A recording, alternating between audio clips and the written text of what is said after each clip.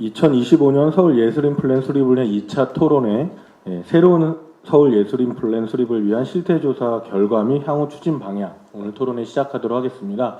저는 오늘 사회를 맡게 됐고요. 시민자치문화센터에서 활동하고 있고요. 이 계획 수립을 위한 기획단에 참여했었습니다. 이원재입니다. 반갑습니다. 지금부터 한 2시간 정도 이 계획에 대해서 함께 토론하는 자리를 마련할 텐데요. 이 계획은 아시는 분도 계시겠지만 서울시의 예술인 플랜입니다. 사실 두 번째 계획 수립인데요. 지난 2016년도에 예술인 플랜을 서울시가 전국 지자체에서 처음으로 수립을 했었습니다.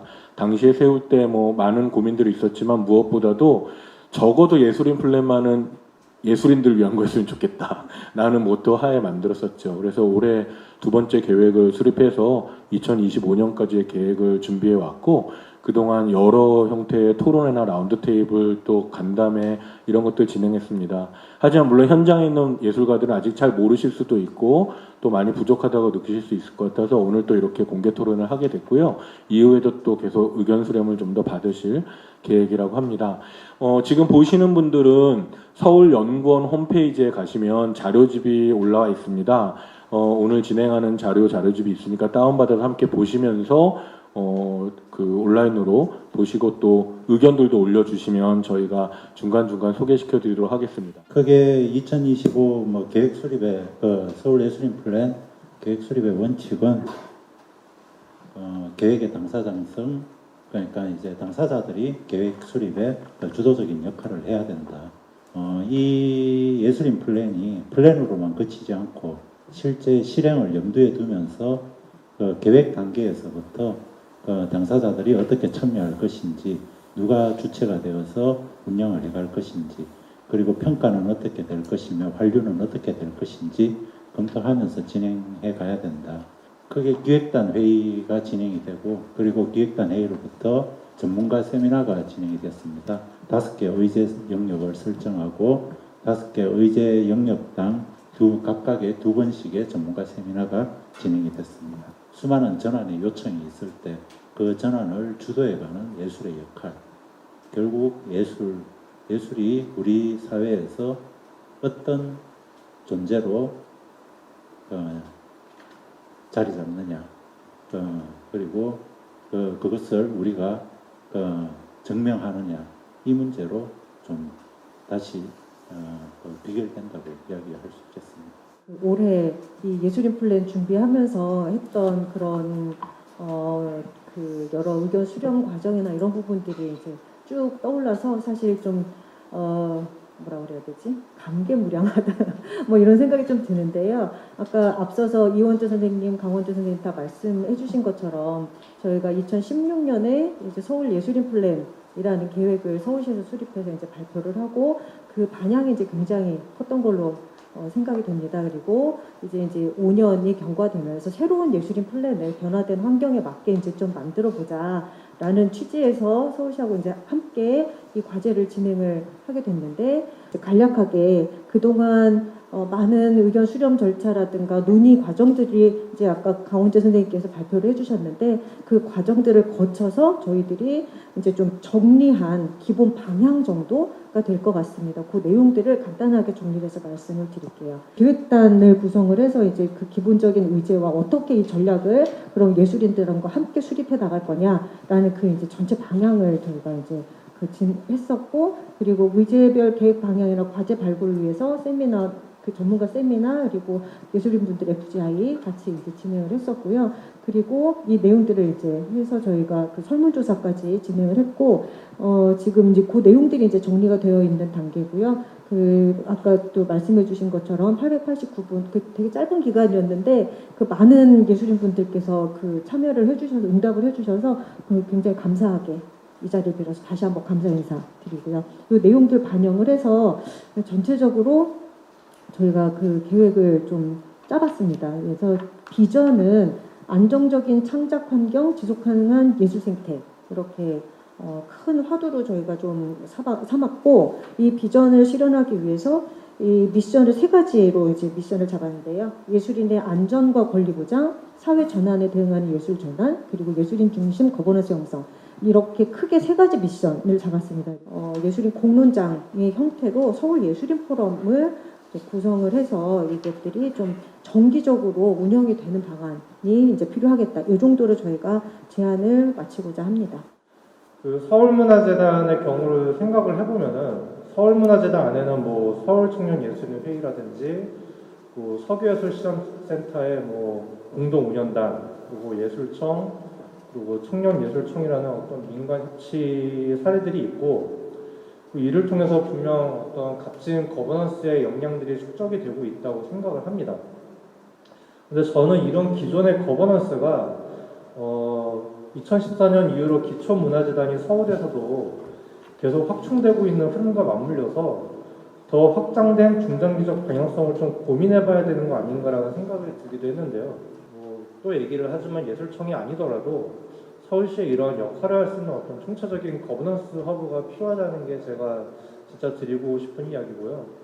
그래야 서울시가 5년마다 예술인 플랜을 이제 계속 짜고 있고 발표를 하고 있는데 그때마다 나오게 될 거버넌스라는 이야기가 마모되고 공회전되는 얘기가 아니라 계속 뭔가 진일보해 나오고 예술인이 진짜로 실질적으로 상징적으로가 아니라 주도하는 어떤 거버넌스 구조가 만들어질 수 있지 않을까 싶습니다.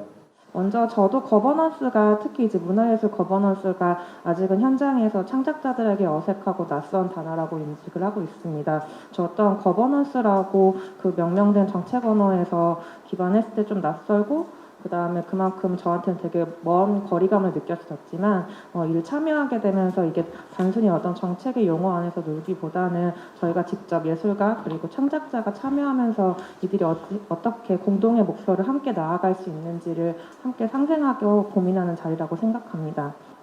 저는 현재까지 이제 좀 장황하게 설명했지만 현재까지 거버넌스를 참여하면서 느꼈던 거는 민간 거버넌스를 좁은 시야로 보지 않기, 즉 프로젝트 실현에 몰두하지 않기, 공공성이 압도되지 않기, 섬세하고 촘촘한 방식으로 다가가기, 마지막으로 주체적으로 책임과 목표를 가지고 움직이기 등을 배웠은 것 같습니다. 2025년 예술인 플랜을 넘어가는 지금 우리는 지난 실수를 다시 되짚어보고 정리된 미션에 적극적으로 활동해 볼 필요가 있다고 생각합니다. 빠른 전 시대에 적응할 수 있도록 세대 간의 교류와 화합도 굉장히 중요하다고 보는데요. 지원 시스템이나 컴퓨터, 스마트폰을 이용하지 않는 아직까지도 원로 선생님들의 세대와 너무 빠르게 변화하는 시대에 적응된 예술가들과의 갭이 좀 멀어지지 않도록 함께 상생할 수 있는 방안이 모색되어야 된다고 봅니다. 또 예술가들이 이런 이 시대에 정치적 그리고 또 정서적, 정신적 영양가를 생산해내고 연결해주는 사명감에 대한 의식을 좀 저희들도 가져야 된다고 봅니다. 이렇게 또 몇 차례에 걸친 토론과 정책 수립 등에 대한 고민과 의견이 모아져서 모든 세대의 지혜와 공감을 통해 난국을 잘 극복하고 더 나아가 전화위복이 되는 그런 힘이 되었으면 합니다. 고맙습니다. 서울시 예술정책으로서 거기에 대한 책임을 가지고 이 예술인 플랜 대하라는 거고요. 그리고 이 플랜이 실질적으로 본인 스스로들을 평가할 수 있는 잣대로 사용하라는 거고 그러기 위해서는 그만큼 책임을 나누라는 겁니다. 지금 저희가 계속 얘기하는 게 선출된 권력들, 그러니까 뭐 서울시장부터 그리고 우리 국민의 시민의 권한을 대행하고 있는 대리 이행하고 있는 위헌받은 그 관료 조직들 이 판단이나 의지에 따라 정책이 만들어지고 시행되고 평가되어 왔던 게 사실이고요. 지금 얘기해야 될 부분은 이 체계의 과감한 전환이 아닐까라는 생각이 듭니다. 올해 내내 어떤 그 코로나 사태로 인해서 어떤 한 주 단위로 또 월 단위로 바뀌는 그 어떤 공공의 방침 때문에 과연 나한테 주도권이 있었는가 이제 어떤 휘둘려 다니고 끌려가진 않았을까 이런 생각이 좀 들었습니다. 그런 생각을 가진 상태에서 2025 서울 예술인 플랜 또한 예술가들에게 주도권을 이제 넘겨주고 혹은 또 이어받고 그리고 함께 참여하는 그런 예술 정책이 되어야 될 텐데 혹여나 이런 것들이 예술가들의 어떤 그 주체성이나 주도권마저도 이렇게 전환이라는 이름으로 이제 먼저 속력을 내고 먼저 뭔가를 발견해서 가는 사람들로 인해서 그런 전환의 어떤 순간들의 어떤 주도권을 놓치게 만드는 그런 상황은 아닐까 그런 생각을 좀 해봤습니다. 오늘 말씀 저는 이제 저도 같이 이 지혜를 모으는 뭐 상황에 같이 있는 그런 생각이 좀 들고 그리고 이제 저도 이제 기획단에 참여했지만 이후에 이제 이 플랜들이 이행되어 가는 과정에 계속해서 좀 참여하고 싶다. 뭐 이런 마음으로 실은 이제 토론에 임하고 있고요. 거버넌스 구조라는 게 이제 횡단의 거버넌스, 그러니까 이제 행정 안에서도 각 칸막이를 넘어서는 거버넌스가 있을 것이고, 그리고 이제 중앙과 광역과 기초가 이렇게 이제 이어지는 이 거버넌스, 다층의 거버넌스가 있을 것이고, 그리고 다중 이해 관계자의 거버넌스들이 있을 것이다.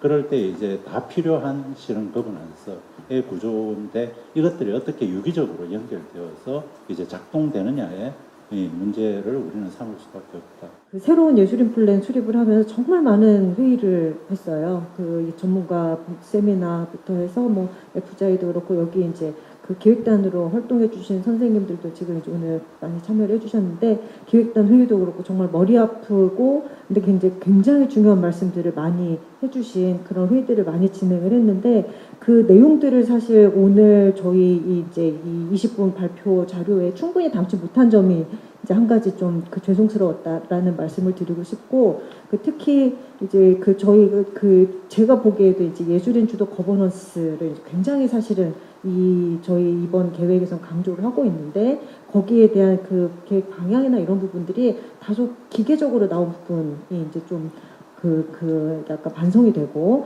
그리고 이제 거기에 뭐 이행 그 프로세스라든가 이행 체계를 어떻게 가져갈 거냐, 행정과의 관계라든가 유기적인 연계라든가 이런 부분들을 어떻게 가져갈 거냐에 대해서 굉장히 그 많은 논의들이 있었음에도 불구하고 이제 근데 또 이제 이 계획에 그런 것들을 어느 정도로 담아야 할 것인가라는 게 이제 또 이제 고민이 있는 거예요. 왜냐하면 이게 그 계획으로 설계야 뭐 백날 잘 해봐도 그것이 실현되는 문제는 또 이제 다른 문제고 그게 행정에서 확 끈다고 이제 되는 부분이 아니기 때문에 그 조금 천천히라도 이제 어떻게 같이 갈 수 있을 거냐 그 어떤 거버넌스 체계 그러니까 그 유기적으로 작동하는 체계들이 어떻게 좀 그 현실 가능할 거냐 이런 부분들에 대한 이제 고민들이 사실은 이제 또 굉장히 많은 게 사실입니다. 올해 이 과제 마무리하고 내년에 이제 또 새로운 행정에 이제 적용을 하게 될 텐데 그때도 잘 이어질 수 있도록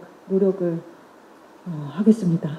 오늘 함께 토론한 서울 예술인 플랜이 그런 예술가들의 삶에 조금이라도 도움이 될 수 있게 함께 만들어봤으면 좋겠습니다. 함께 해주신 여러분들 감사하고 특히 유튜브로 이렇게 보시면서 의견도 주시고 함께 해주신 분들 감사합니다. 오늘 토론 마치도록 하겠습니다. 수고하셨습니다.